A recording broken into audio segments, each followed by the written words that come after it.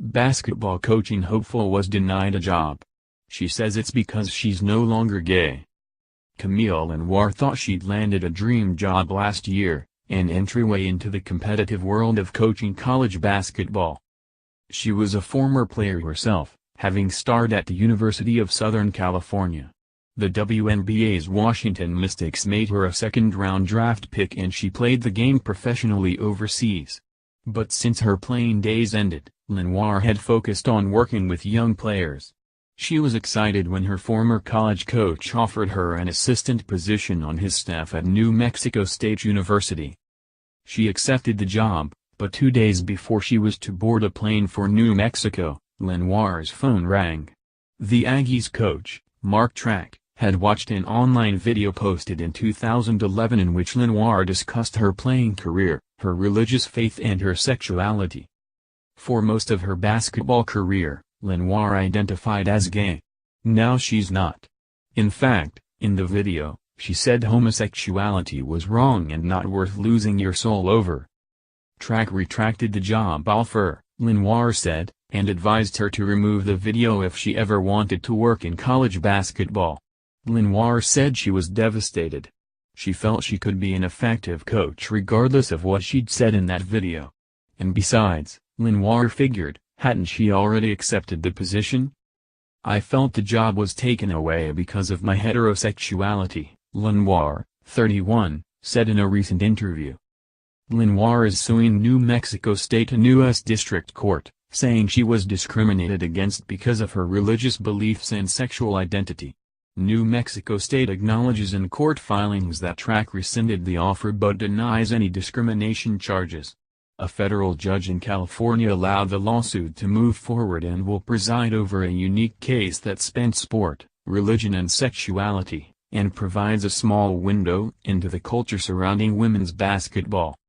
In court filings, New Mexico State says that LeNoir's feelings about homosexuality shared in the video would have had an adverse impact on her ability to effectively coach and recruit players who identify as LGBT.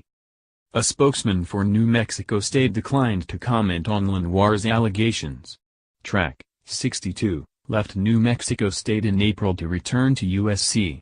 A school spokesman there said he was unable to comment for this story, citing the pending litigation. There are no reliable figures available about the percentage of female basketball players or coaches who identify as gay.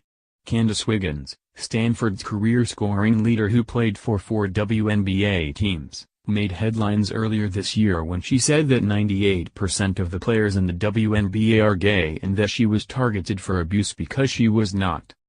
People were deliberately trying to hurt me all of the time. I had never been called the B word so many times in my life than I was in my rookie season, Wiggins told the San Diego Union-Tribune. I'd never been thrown to the ground so much. The message was, "We want you to know we don't like you." Wiggins's comments drew sharp rebuke across the league. For her part, LeNoir says she never felt pressure to be gay. She's identified as straight for the past 7 years and she's convinced she could effectively coach players from all backgrounds, if given the chance. I have not left the basketball world. I know what the culture is like, and that has never affected how I am as a teacher, as a person, she said. I love everybody. When she was 7 years old, LeNoir fell in love with basketball.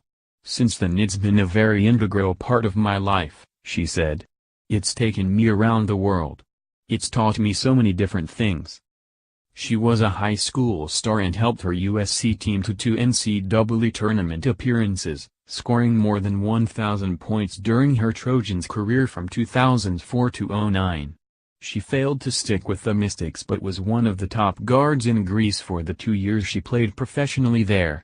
For her, basketball was a passion and a lifestyle. When she was 16, a junior in high school, she began dating women. Her first relationship was with a fellow basketball player. For me, it was environmental, she said.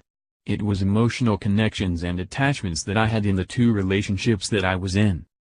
Throughout her college career, she identified as a lesbian.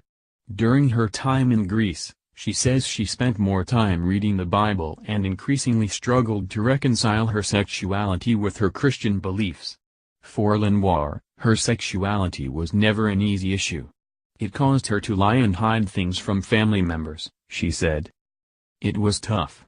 I ended my last relationship, and I was in love. There was nothing that went wrong in that relationship, she said. And so it was just a constant wrestling with what I know the Bible says, my family says and my emotions.